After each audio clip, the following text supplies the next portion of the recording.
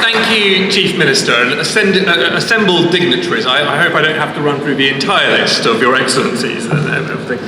It is wonderful to be here. I'm very grateful for your invitation. I'm very conscious of the fact that this invitation comes when you've made this gathering particularly exclusive. So I'm very honoured to be here on Gibraltar Day, and I think it's a fantastic celebration we have, as the Chief Minister said, of looking to the future.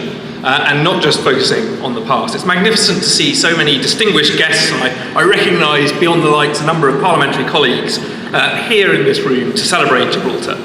And this annual celebration is a good opportunity to reflect on what has been a momentous year. In sport, election to FIFA has allowed Gibraltar's football team to play World Cup qualifiers for the very first time. In education, the University of Gibraltar goes from strength to strength under the watchful eye of its Chancellor, Lord Luce. In business, Gibraltar's economy continues to grow at an impressive rate of knots, and I think sometimes when we look at your GDP figures, we might even be a tiny bit jealous in the United Kingdom, with the government of Gibraltar remaining at the forefront of the international transparency agenda. In a huge achievement for everyone concerned, the Gorham's Cave Complex became Gibraltar's first UNESCO World Heritage Site. And the unanimous passage through the Gibraltar Parliament last week of the Civil Marriage Amendment Bill means that same-sex Gibraltarian couples will be able to take advantage of the wonderful institution of marriage. The UK government welcomes all of these developments. And of course, 2016 brought other changes, including the historic decision for the United Kingdom to leave the European Union.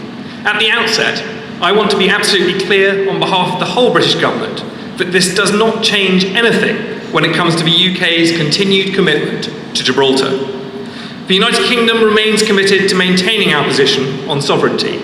Gibraltar is British and will remain British.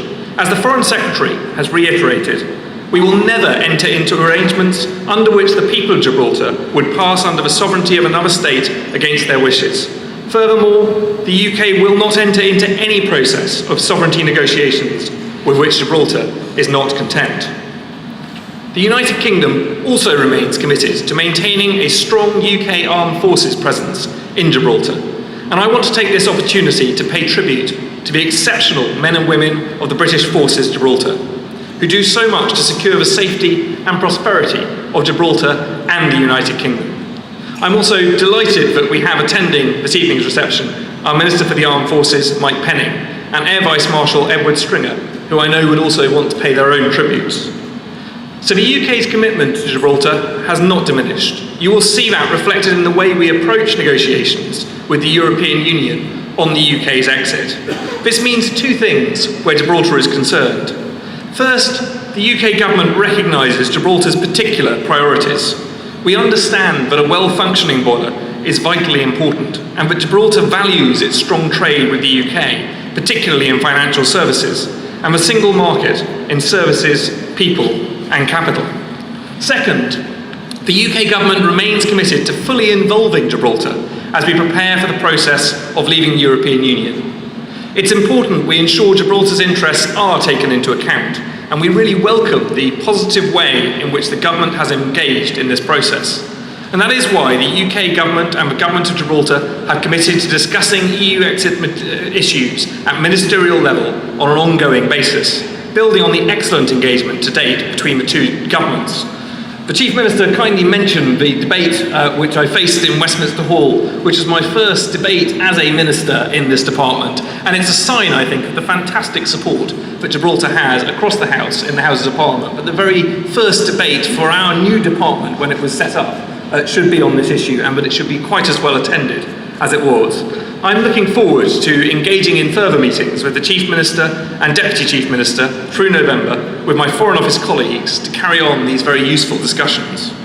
At the same time, it's important to recognise that the economic links between Gibraltar and the UK are already incredibly strong, particularly in financial services. We must ensure that we maintain those links as we move forward. Not only that, we must do all we can to boost our economic ties. I will work with my colleagues across the UK government and with the Chief Minister and your colleagues to focus on that important issue.